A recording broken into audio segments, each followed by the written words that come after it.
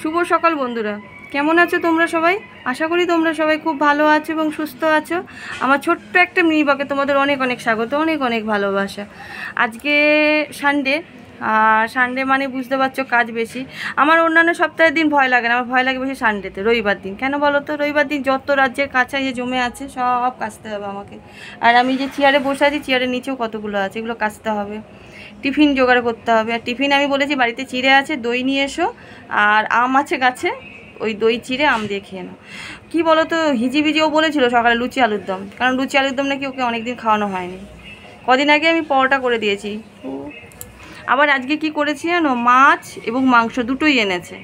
মাছ বলতে কি বলো তো, হ্যাঁ আমার ফেভারিট, আমার অনেক দিন ধরে ইচ্ছে করছিল ওকে চারাপোনা খেতে, তো ও চারাপোনাই নিয়ে এসছে। আর ও ছেলের আর সোমনাথের জন্য মাংস নিয়ে এসছে, অল্প করে মাংস নিয়ে এসেছে। চলো দেখি কী কী নিয়ে এসে দেখায়। আমি না একবার করে আসছি আর একটু হাওয়াতে বসছি, আর ফ্রিজ খুলছি, ঠান্ডা জল খাচ্ছি।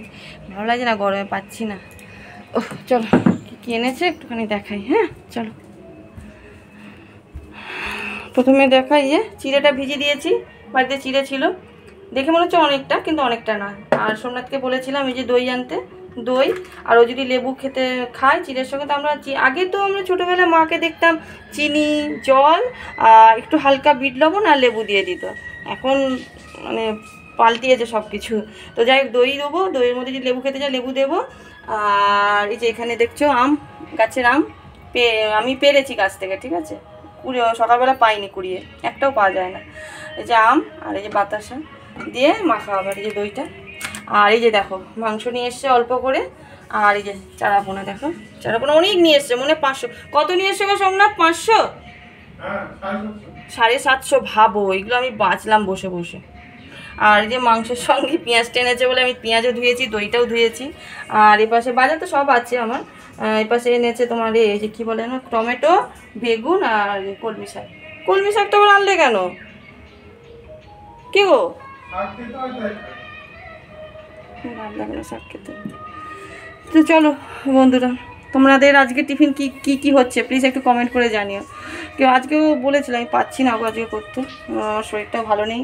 এই যে কালকে বড়া ভেজেছিলাম। ও আরেকটা কথা, বড়া যে কালকে ভেজেছিলাম না, বেশি না 2-4টে ভেজেছিলাম, বাদ বাকি পড়ে আছে। আর কালকে আর রাত্রে সেভাবে খাওয়া হয়নি, কেননা কালকে আমাদের এখানে পিসিমাদের ওখানে, পিসি শাশুড়ির ওখানে ওই ইয়ে ছিল, শীতলা পুজো ছিল, ওদের বাড়িতে গেছিলাম।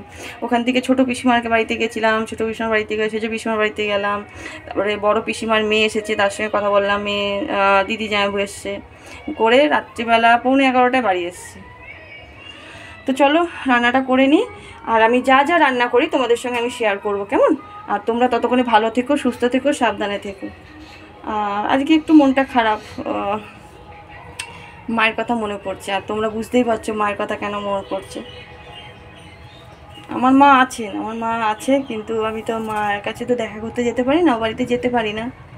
তো মা কেমন আছে কি জানি। আর সোমনাথে তো তোমরা জানো ওর মা বাবা কেউই নেই, সোমনাথের মা বাবা কেউ নেই। আমার বাবা নেই কিন্তু মা আছে।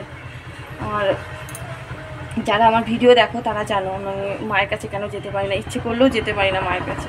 তো যাই ভগবানের কাছে প্রে করছি মা যেন সুস্থ থাকে, ভালো থাকে, আর সব সময় যেন সুস্থ থাকে, ভালো থাকে। যাই হোক, আমি কিছু বলতে পারছি না, খুব মিস করছি। আজকে বলে না, প্রত্যেক দিনই মায়ের কথা মনে পড়ে, কেমন আছে না আছে। শুধু যদি একটু জানতে পারতাম কেমন আছে মা, আমার মানে কি বলবো, বলতেও লজ্জা লাগছে তোমাদের কাছে। মানে আমার বাপের বাড়ির পরিবারটা ভালো না। ইভেন আমার মানে যত সদস্য আছে কেউ নেই। আমি এই বাড়িতে এসে অনেক ভালো আছি, কিন্তু মাঝে মাঝে মায়ের কথা মনে পড়ে।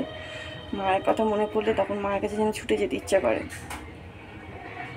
যাই হোক, ভালো থেকো। আমি পরে যা যা করছি, কারণ বেশি করলে সোমনাথের মন খারাপ করবো, কারণ সোমনাথ খুব ভালোবাসে আমাকে। সোমনাথ যতটা পারে বাবা মার মতো, শুধু হাজব্যান্ড নয়, আমার বাবা মা। তো যাই হোক, পরে তোমাদের সঙ্গে আবার শেয়ার করবো। টাটা, ততক্ষণ ভালো থেকে।